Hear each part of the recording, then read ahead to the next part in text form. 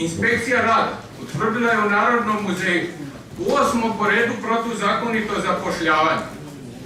Do sada Renata Peroš nije sankcionirana za ništa, usprkos toga što je svojim protuzakonitim radnjama uzrokovala štetu Narodnom muzeju koja će se popeti debelo preko $500 000 kuna. Zato je ovaj put bila još arogantnija i bezobraznija u svojoj protuzakonitoj aktivnosti. Odluka o izboru kandidata donijeta je 5. prosinca. Odluka je stupila na snagu 5. prosinca. Odluka je opravljena istog tog 5.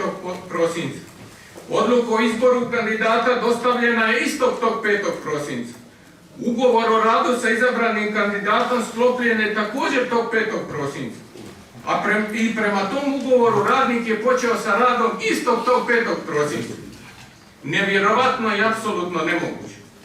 Pošto do sada ništa niste poduzeli, u slučaju Renate Peroš, nakon niza nezakonitosti, pa i pravomoćne sudske presude, a nećete ni ovaj put, znači li to da vrana vrani oči ne kopa?